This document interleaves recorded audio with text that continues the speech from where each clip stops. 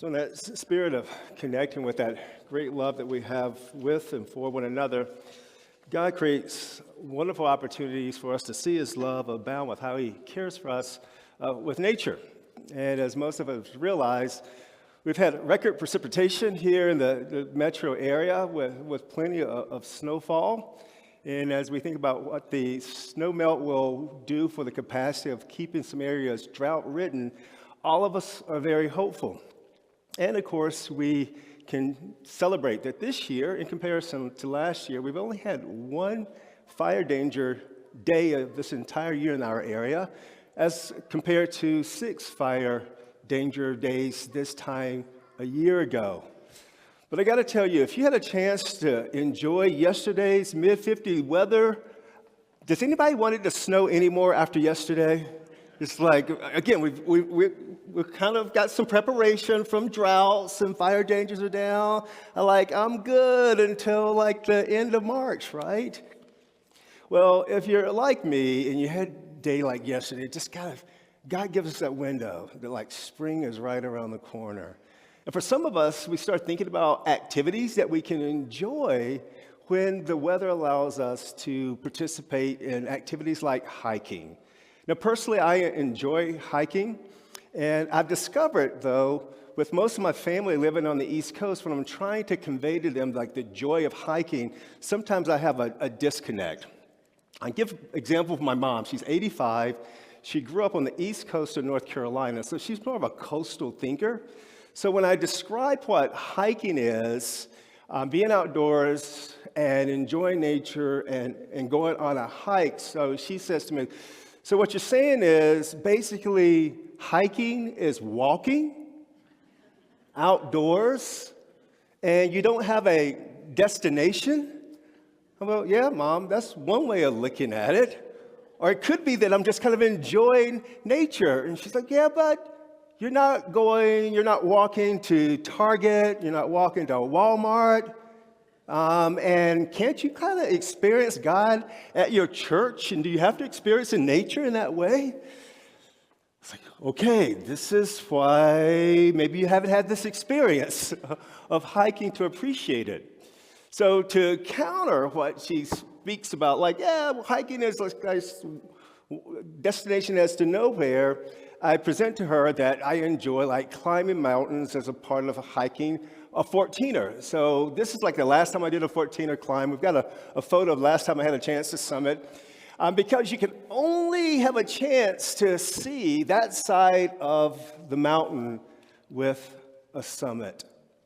You have to climb the mountain in order to enjoy this view. So I was presenting to my mom, now here's a destination, a summit that your son did a 14er and made it here and I had a chance to summit. And her response was, so you tell me you just climb mountains to say that you did it? I love my mom, and she's probably watching, and yes, I'm throwing you shade, Mom, but I love you. Well, here's the truth about all of us. We can journey through this life, not necessarily enjoying hiking, and you don't have to summit a mountain in order to experience God. There's some incredible adventures that all of us have to see the glory of God right where we are. Yet there is this opportunity in our lives when we have certain moments where we decide there is a destination. And we believe there's a way that we can journey forward with God to experience God. There's a power that grounds us in who we are. Robert Frost famously wrote a poem entitled Mountain, The Mountain. And it's this dialogue between a visitor to a small town and an old-timer that had lived at the base of the mountain his entire lifetime. This old-timer never ventured up the mountain. He had always trusted and heard secondhand the experiences of others, but he never firsthand had that experience of the venture. And so there's some power when you and I firsthand experience something, and we realize there's this amazing way that God speaks to who we are and defines some pathways for us to move forward. Well, today's scripture lesson is a scripture lesson that highlights the will to summit. In the Bible, in the book of Matthew, there are two occasions that Jesus summits a mountain and has an experience. The first occasion is when he famously is facing temptations, and he turns away from temptations in order to be more faithful to following God. And the second example would be today's scripture lesson, where Jesus had as a destination a summit in order for the disciples to experience something about the community of Jesus being with them and the gift of God being with them. So here's the scripture lesson from Matthew chapter 17, beginning at verse 1, of a moment in which there was a will to summit. 6 days after Jesus took Peter and James and John, his brother, and brought them to the top of a very high mountain, he was transformed in front of them. His face shone like the sun, and his clothes became white as light. Moses and Elijah appeared to them, talking with Jesus. Peter reacted to all of this by saying to Jesus, "Lord, it's good we're here. If you want, I'll make 3 shrines, one for you, one for Moses, and one for Elijah." And while he was still speaking, look, a bright cloud overshadowed them. A voice from the cloud said, "This is my son whom I dearly love. I am very pleased with him. Listen to him." Hearing this, the disciples fell on their faces, filled with awe. But Jesus came and touched them. "Get up," he said. "Don't be afraid." When they looked up, they saw no one except Jesus. And as they were coming down from the mountain, Jesus commanded them, "Don't tell anyone about this vision until the human one is raised from the dead." So this scripture lesson is a scripture lesson that we always highlight on this Sunday, known as Transfiguration Sunday. You note in the scripture there are 3 points of dialogue. One from Jesus, one from Peter, and most significantly in this particular story, there's the voice of God. It's in this moment that we experience that God is validating the divinity of Jesus. And it wasn't that the disciples had to kind of figure out this revelation on their own. It's not that Jesus makes this proclamation. It's God the Father affirming this is his Son, sent to be in communication with humanity. So for all of us that just kind of wonder, does God have this interface with the world to kind of have conversation with us, to shape our hearts and our lives? You bet God does. And many times when we read this story, we get so caught up on the transfiguration, the countenance of Jesus shaping and being changed and different. And honestly, that's too hard to imagine. Here's why. Many times when we see one another, we can tell how someone's countenance is revealing how they feel or what they're experiencing. Sometimes not even knowing that person, we can kind of recognize by a particular look that they're in a different state of being. Case in point was the Super Bowl last weekend. You had a star named Rihanna who performed at halftime. And I understand that mothers around the globe, when they saw Rihanna's glow on her face, they knew she was pregnant. And turns out she was. That was revealed later. Why? Because we can see something in a countenance about a presence and about a being and about a state. And spiritually, in this particular story, there was something about the presence of Jesus' face, the presence of Moses and Elijah having this conversation that allowed Peter, James, and John to recognize this is the Son of God. And it was validated by God's voice. It's also telling in this story how Peter responds. He wants to overfunction. He wants to overwork in this setting. Instead of just realizing the presence of Jesus in this moment, being with them. And it's so true how many times you and I, we miss these moments of enjoying our family and our friends because we have our stupid smartphones and we're so convicted to get the right angle, to record the right setting of the entire moment of experience people that we love that we miss because of the distractions of our phone, want to preserve for posterity's sake a moment we miss something genuine about that human connection.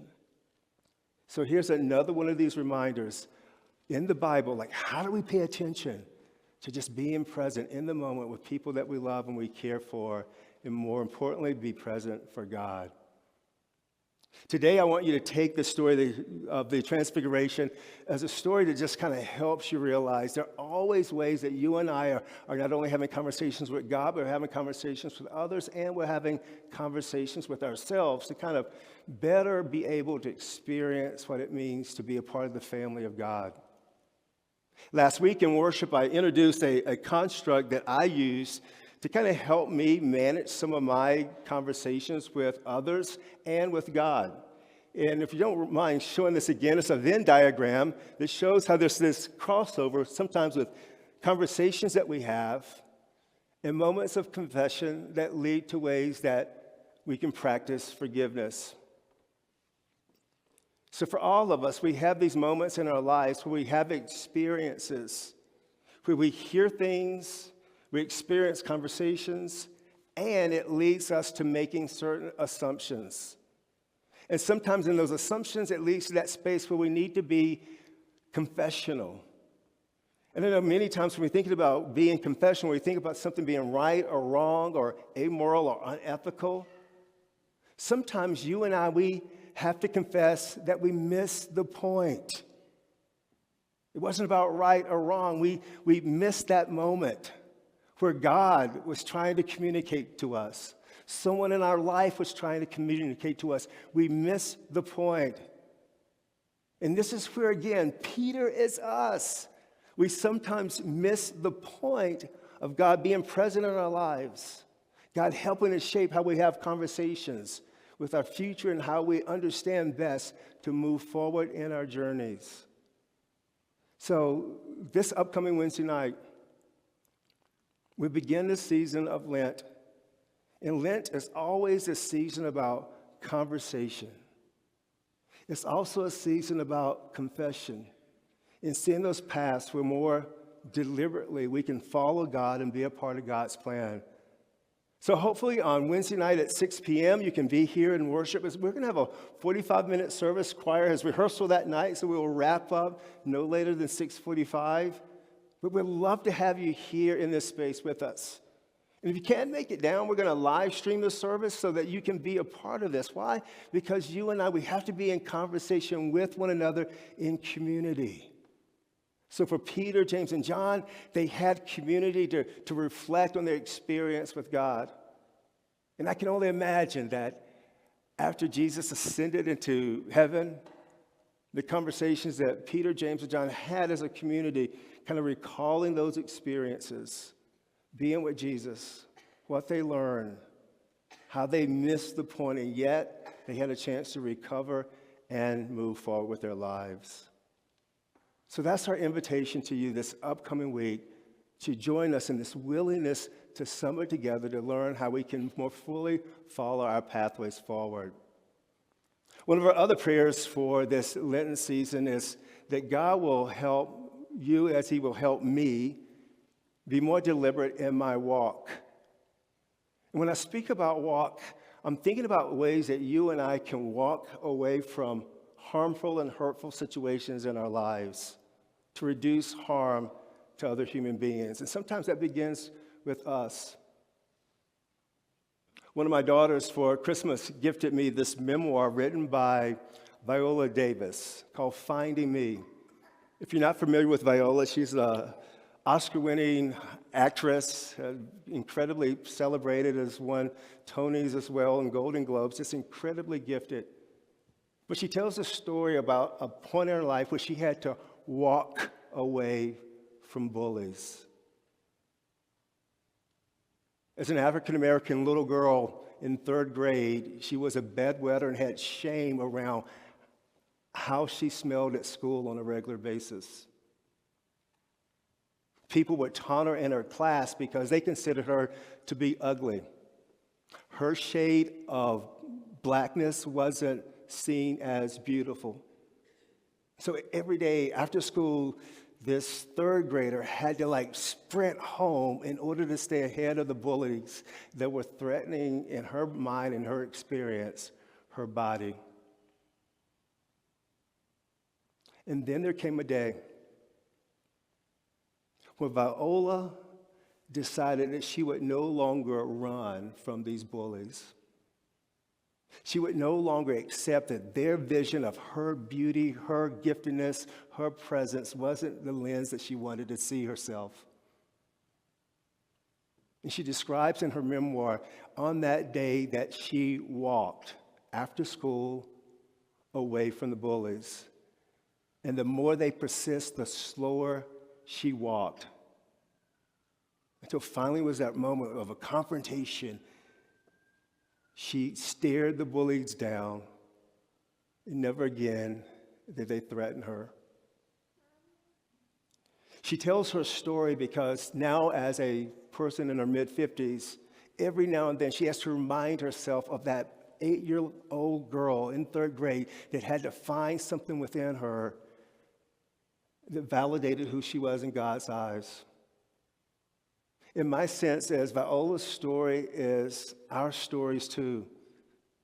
Those times when you and I, we just had to walk away from something that was burdening our lives, keeping us from being who God imagined we would be, wants us to be, designed us to be. Viola to this day continues to have those conversations with herself and with others that help her celebrate that transfiguration, that change that happened when she was a little girl. So this season of Lent, we know there's this tradition where people want to give up something good. And we're challenging you this year to give up something bad, something that you don't want to keep, something you have to let go. And we're making this appeal because we're encouraging people to be in Lenten groups. And if you want to be in a group, please, on a connection card, get a card, write down your name, put the letter G on the card, submit it as you're leaving, because we'd love to plug you into groups. Because here's what has happened for many of us with Lent. We give up good stuff like chocolate and drinking and certain recreation. And then when you get to Holy Week, you're not counting down seeing Jesus on Easter morning. You're counting down the return to chocolate and booze and things you enjoy. It's just who we are as people. So we're challenging people to give up something bad in your life. And what James Moore challenges us to think about those bad things that we can give up. And one of those things is apathy. Just not caring. How do you and I walk away from not caring about situations and having a willingness to summit what it means to care again? What does it mean for you and for me to give a doggone again about things that are important in this world? Like caring for people that are unhoused, caring for our climate differently, making sure that as people age, they're not forgotten, but they're remembered and they're loved and they're cared for. How do we give up not being so indifferent and apathetic? So my challenge for you to remember during this season that begins in earnest for Lent on Wednesday night here on Ash Wednesday, that wherever you are, even beginning today, you can walk away from not caring and being empathetic. John Ortberg gives this vision of what life looks like when you rid your life of apathy with this quote that I absolutely love and is part of one of my mantras for living. He writes, "Life is too short, joy is too precious, God is too good, our soul is too valuable. We matter too much to throw away a single moment of our one and only life on anxious striving." What does it look like for you to care again? To journey to that place where you just realize a part of this joy, of walking with Jesus, a part of the journey of connecting, is going the distance with trusting that God will give you that willingness to summit and be in those spaces where you recapture who God has crafted you to be. So in that spirit, I want to invite Joe and Jerome to share a song, Go the Distance, and I want you to receive it this morning as a song of perspective, a song of like, if you had to give up something bad in your life, what would that be? I'm suggesting apathy today, but maybe it's discouragement, maybe it's bitterness, maybe it's something that you haven't been able to forgive someone about. Maybe it's you not being able to forgive yourself. Maybe it's that 8-year-old person that was bullied or abused or marginalized. What does it look like for you to go the distance of trusting that God indeed has a different plan for your life?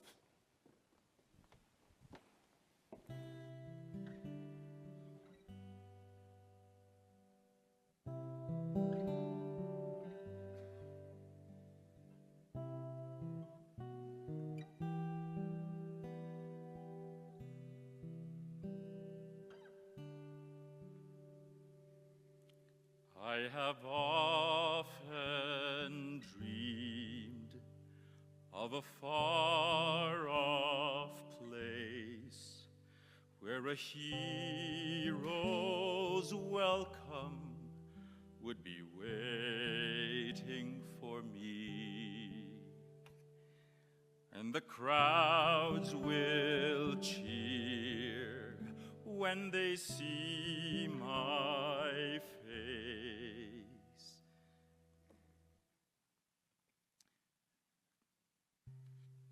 And the voice keeps saying, this is where I'm meant to be.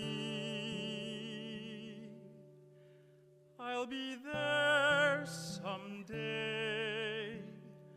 I can go the distance.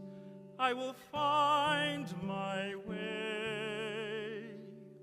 If I can be strong, I know every mile would be worth my while.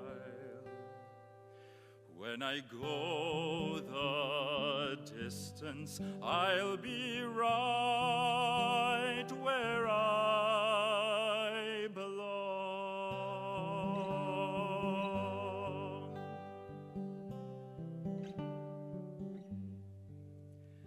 Down an unknown road to embrace my fate.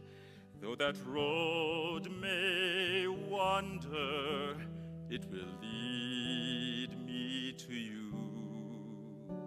And 1,000 years will be worth the wait. It might take a lifetime, but somehow I'll see it through, and I won't look back. I can go the distance, and I'll stay on track. No, I won't accept defeat. It's an uphill slope, but I won't lose hope till I go the distance and my journey is complete.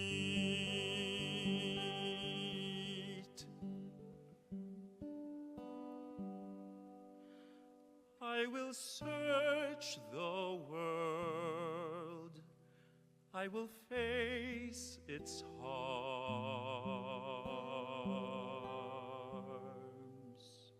till I find my hero's welcome where